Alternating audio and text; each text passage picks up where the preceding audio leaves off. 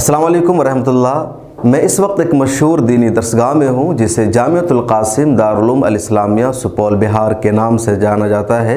बिहार के ज़िला सुपौल के मधुबनी गांव में ये दारा वाक़ है और यहाँ तकरीबन 500-600 से ज़्यादा बच्चे ज़ेर तालीम होते हैं। कोविड-19 से पहले 1000 बच्चे ज़ेर तालीम रहते थे। हिफ्ज़, एदादिया, नाज़रा से लेकर के अरबी हफ्तुम तक की तालीम दी जाती है। अंग्रेज़ी ज़ुबान भी यहाँ सिखाया जाता है, कंप्यूटर का कोर्स भी कराया जाता है। उसके अलावा इस इदारे में एक मेडिकल कॉलेज की भी बुनियाद पड़ चुकी है जिसकी तामीर होने वाली है। इसके अलावा एक यूनिवर्सिटी की भी बुनियाद डाली जा चुकी है जिसकी तामीर भी मुकम्मल होनी है। आज से 30 साल पहले मारूफ आलिम दीन मशहूर बुज़ुर्ग हज़रत मौलाना मुफ्ती महफूज़ुर रहमान उस्मानी साहब नव्वरल्लाहु मरक़दहू ने इस इदारे की बुनियाद डाली थी, जिनका पिछले साल मई 2021 में इंतकाल हो गया।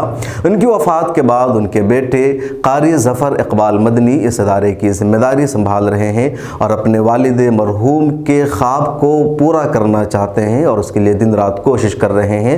मुफ्ती अंसारुल हक कासमी भी उनके साथ हैं। उसके अलावा तमाम असातिज़ा किराम उनके साथ हैं। पूरी टीम मौजूद है और हर एक की कोशिश है कि उनके वालिद मरहूम ने, मुफ्ती उस्मानी साहब नव्वरल्लाहु मरक़दहू ने जो ख्वाब देखा था उसे आगे बढ़ाए, पाया तकमील तक पहुँचाए।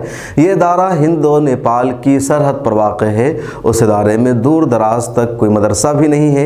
एक मुस्तनद और मोतबर मदरसा है और हिंदुस्तान के तमाम मोतबर अकाबिर उलमाए किराम की सनद और तायद भी इस इदारे को हासिल है।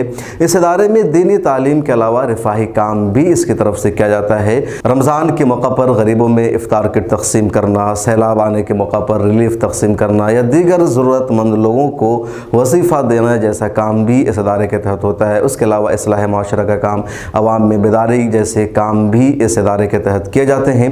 मेरी रिक्वेस्ट है आप सबसे कि माह मुबारक में और दीगर मौक़े पर भी जामिअतुल क़ासिम दारुल उलूम अल इस्लामिया सुपौल बिहार की मदद कीजिए। हर तरह से इनको सपोर्ट कीजिए, इस इदारे को आगे बढ़ाइए, इस तालीमी मरकज़ को कामयाब बनाने में अपनी हर मुमकिन कोशिश कीजिए।